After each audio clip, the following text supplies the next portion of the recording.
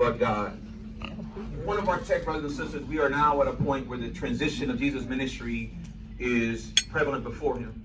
He's preparing now to endure the reason why he was brought onto the earth. The garden is where he is. The cross is in his view. And he finds himself now, not the first or second, but the third time alone with Peter, James, and John. We saw the three of them with him at the Mount of Transfiguration. We saw them at Jairus' house, and now we find them here in the garden. Different between the previous two and this one is, in this time, he steals away by himself from them. Because he's now dealing with the weight of what's about to take place.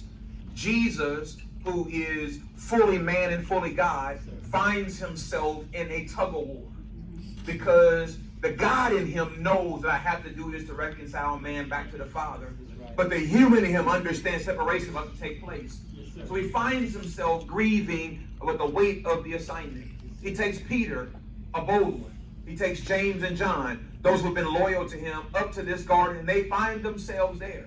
But he tells them, you all stay here. I need to go a little bit further and pray. And I want to pause and instill in this moment, if I may, for the ground and for all of you. There comes a moment in your life where you must go from a large crowd to an intimate few, from an intimate few to by yourself. Jesus shows us that when he was dealing with Peter, James, and John, although you are with me, you can't go to this place with me. I need to be alone by myself because that which I am facing and I am dealing, I need my Father to talk to me about this. Ladies and gentlemen, the text says something to us that I want to encourage you by. Jesus said, Lord, let this cup pass from me. But then he says, nevertheless. And you want to thank God that every morning you wake up for the word nevertheless. Because what he's saying is, Lord, I don't want to do this, but your will is greater. And because of the nevertheless, we are benefactors of the blessing. In the garden, ladies and gentlemen, it's important because, ladies and gentlemen, where sin took place in the Garden of Eden, restoration took place in the Garden of Gethsemane. The garden was necessary because Adam and Eve messed up in a garden. And Jesus, through his agony, restored us back to God in a garden. You may not understand it, but the reason why sometimes God lets you go through things is not because God is mad at you, but because God wants you to see that in your darkest, dire, deadly situation, he is still God. In the garden, Jesus is now having a conversation with the only one who can help him fully grasp the assignment. It's not Peter, it's not James, it's not John, it is God. Here is why. The one who sent me here, and you talk to me about why I am here. I'm in a moment.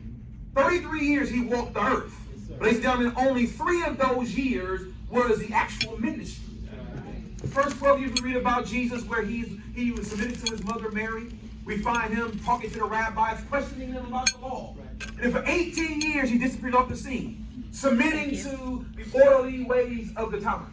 He reappears at age 30, finds himself now prepared to do ministry. For 3 years, he ministered and turned the world upside down. Ladies and gentlemen, Jesus Christ also shows us that training is necessary. For 18 years, he submitted to training under a father that was not his worldly father. But he came on the scene understanding this. I was sent here to do this work. Those of us in here who are preachers, you understand this. Your members may never understand the weight of the assignment. But guess what? You still got to do the work. Because they were not there when God called you. And if they leave, you still got a calling upon your life. 19 is a long time. You see people come and they go. They have good hearts and they want to be there with you. But the weight of the assignment is God put it upon you. But God never puts anything on your shoulder. And he himself cannot handle on your behalf. Jesus finds himself in the garden. And he is now dealing with what's about to take place. A shifting, a transition. Rod Pussy called it a strategic inflection point. It's when you're driving on the road, you see that sign pointing left and right, you can't go straight anymore. Now you got to make a decision. He's there in the text. There's a tension taking place because now you got to make a decision. Do I let my flesh pull me back to comfort? Or do I let my spirit obey my Father's order? If Jesus hadn't obeyed, you wouldn't be here.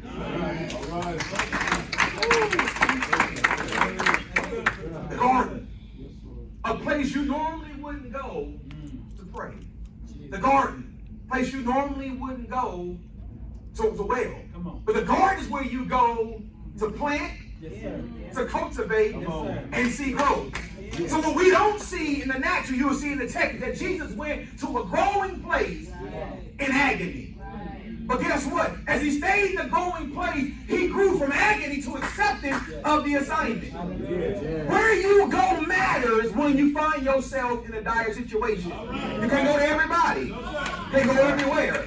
But in the growing place, he finds himself accepting the assignment. Pastor Brown, I want to give you and Lady Brown three things that God gave me. I think it's important. The text proves it to it. The first thing I want you to get is to be anointed. Gonna cost you something. Yeah, gonna cost you something. I'm talking about anointing based on the oil on your forehead. I'm talking about the anointing when you know that God's hand is upon your life. It's gonna cost you something. It's gonna cost you the realization to find yourself having to do the work by yourself. It's gonna cost you something. Just because some churches are packed out every Sunday, not mean those people actually are workers. See, you can have a lot of members, but few disciples. And you want to understand that you cannot get caught up in packing the house, Doc. And it ain't working. We come to serve the present age. I will call you. You're not Baptist, I'm sorry. See, you understand that the assignment on my life does not change if the attendance is too low. My anointing is not based on packed chair. It's based on the smearing from God himself. Jesus, the text says in verse 37 and 38, he finds himself now in a place where he has Peter, he has James, he has John. The Bible said he was anguished and distressed. And he told them, my soul is crushed with grief, the point of death. Imagine being Peter, James, and John, that you've been walking with Jesus for 3 years. You look at him high and lifted. Now the one you look up is telling you, I'm anguished. It's hard to be a follower when your leaders say, I'm tired. How do I help a tired leader? I'm so used to pulling from you, I don't know how to give to you. And he's saying, I'm anguished. I'm distressed. And he says it and they don't hear it. They can't understand it. And sometimes you're preaching your best sermon. You feel good about what you just delivered, and they're stoic. They're stiff. They're strange. And you say, oh, I know I gave my all. Your shirt is drenched. Shoe is soaked. And watch, maybe you preach good today. And they're sitting there and you're wondering, Lord, what's going on? And none of them dead. And just don't understand, how do I help lift up the one that I'm used to always being on his own 2 feet? They're used to coming to you and pulling from you. I don't know how to give, I'm used to getting. Jesus finds himself at this place, and he's being transparent about his condition. Ladies and gentlemen, to be anointed, it's going to cost you something. It's going to cost you some sleep at night. It's going to cost you some friendship sometimes. It's going to cost you something. And listen now, we are called wounded healers. What does that mean? I got to preach through my pain. I got to pray through my pain. I'm still preaching on Sunday, dealing with problems on Saturday night. Come on. They can't handle you being honest with them about what you're going through. And they don't know that you go home carrying them in your heart. That you want more for them, want for themselves. They don't understand. Jesus shows that this cross is heavy on me. I see what's about to take place. And me saying nevertheless is me accepting the fact that, Lord, I have to do. Now, he came knowing he had to die. But it's one thing to know you have to die. Another thing that we have to face that dying will take place. And pastors and preachers, those of you in here, I want to speak to you and say this to you. You can't get on the wall and then get down when you want to.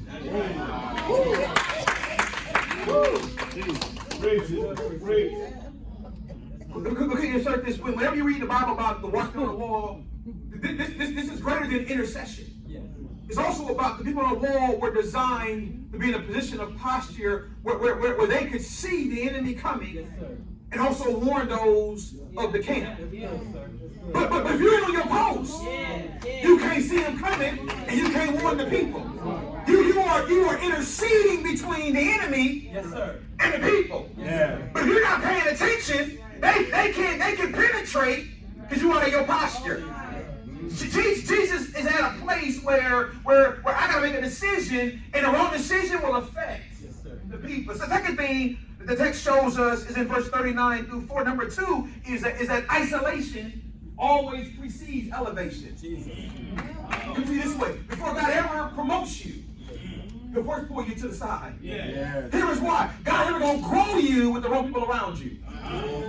You got to make sure that you understand what to do in your life. I did this. Be careful not to give credit to somebody for the work that God. And so, I know you know how to sing, and you know how to preach, and you know how to teach, and God bless you. But guess what? You ain't the only one. All right. There is someone on West Tennessee Street. Yes, sir. Come on, there is someone downtown by the Capitol who living on the street right now that God can clean up and move you and put them in your place. Be careful not to think. You don't want to know how to do runs, how to hoop, how to holler. Listen, God don't care about your celebration, he cares about your substance. Have you said something to the people? The Bible says in 39 and 40, Jesus said, he went a little further and bowed his head to the ground and started praying and said, Father, if it's possible, let this cup. And then a cup is an Old Testament reference. It means wrath. Yes, sir. But let this cup. That's what because sin separated me from God. That's right.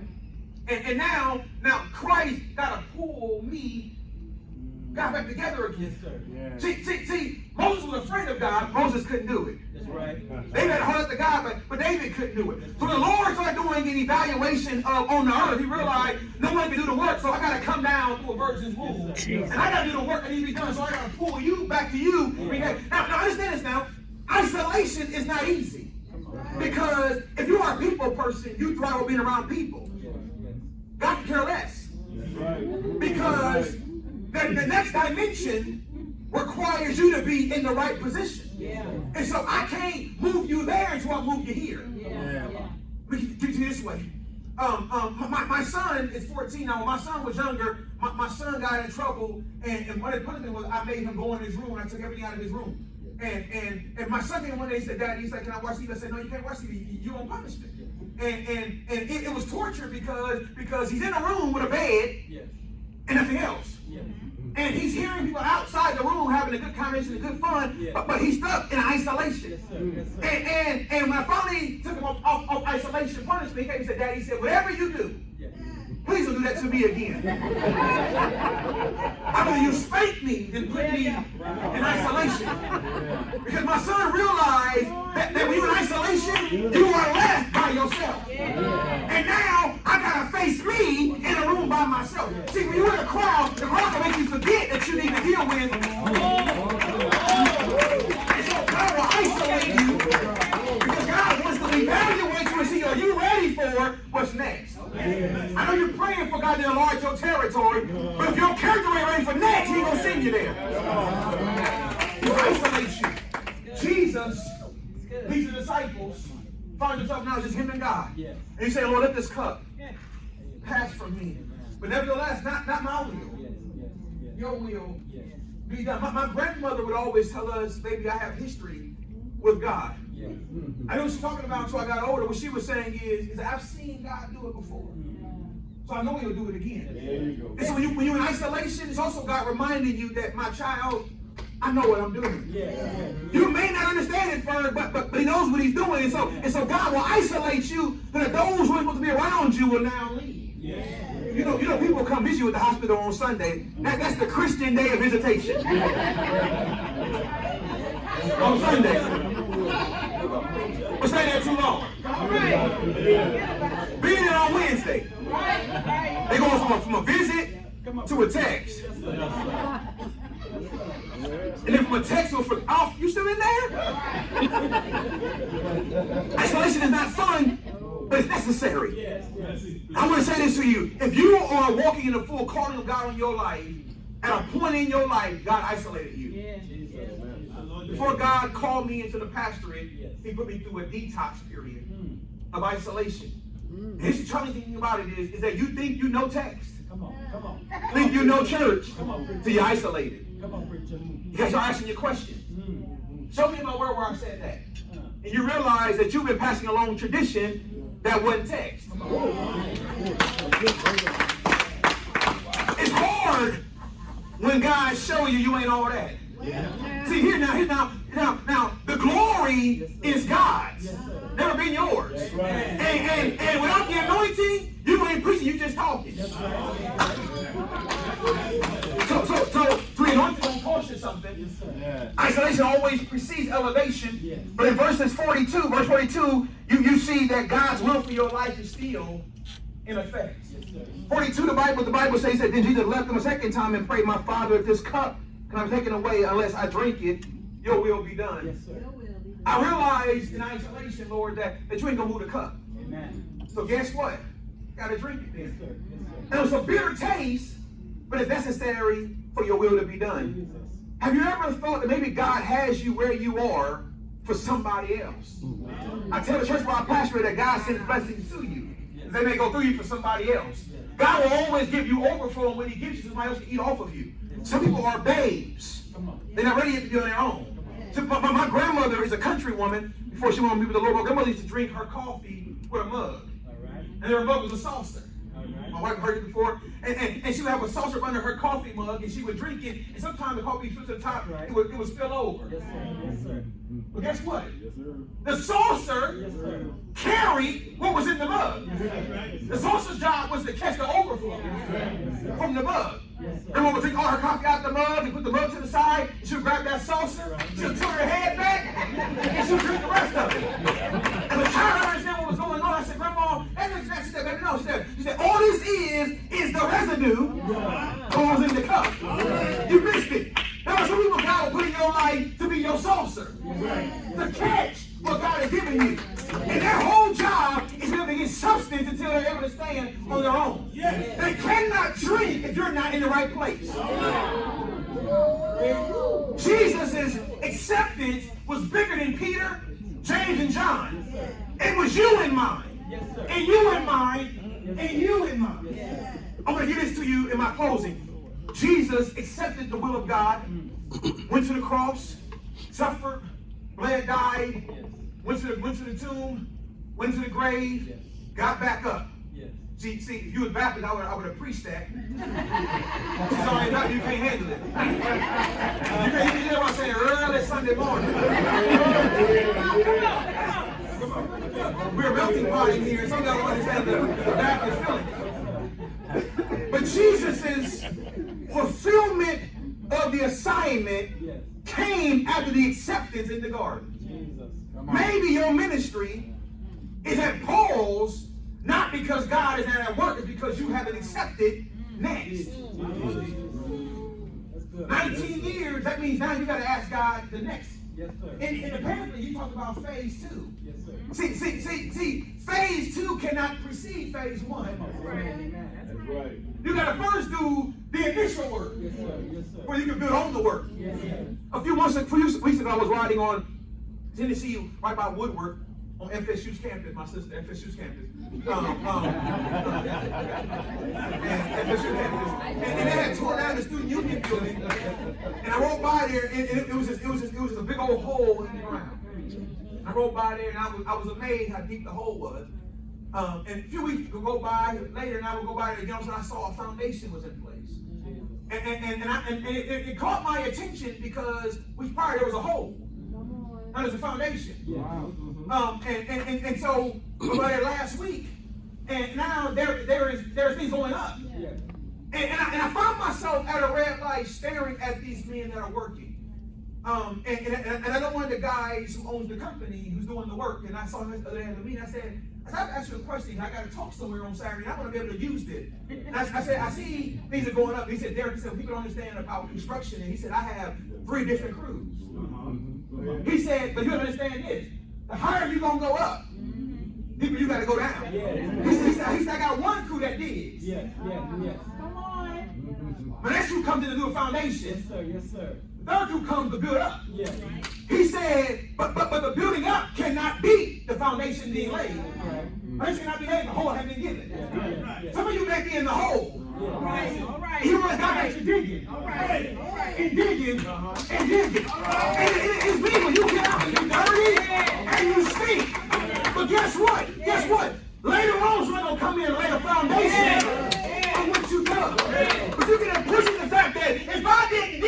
still couldn't plant. If you didn't plant, you couldn't build up. Ladies and gentlemen, hear me and hear me good.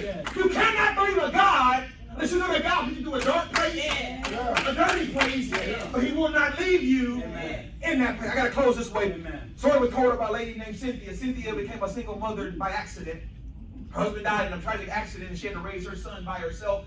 On a fixed income, Cynthia struggled greatly with trying to feed her child, and her son was much bigger than most kids his age in height and in size, and so he outgrew most everything. And he would say, "Mama, my shoes are too small." And she would say, "IBG."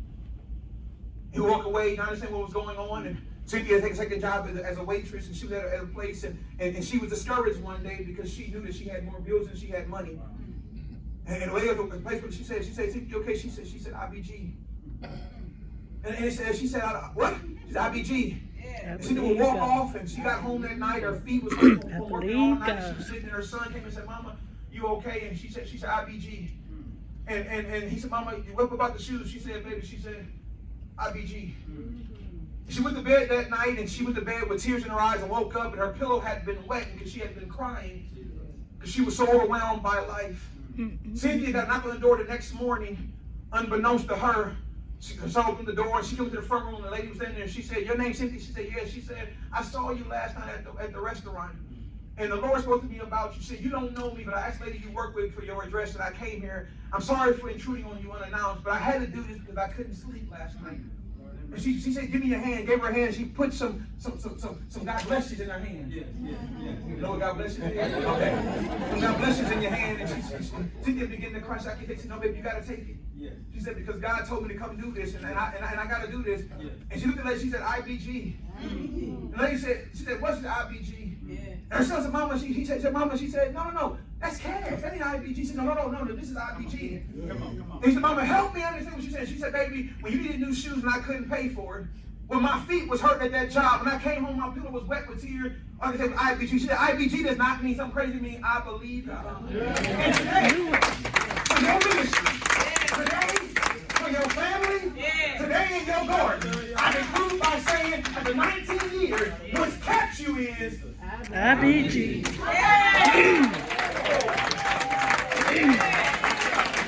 Hallelujah. IBG. IBG. Thank you, Lord. Thank you, Father God. That might be my salon number. IBG salon. They're going to be like 7. He got it. He always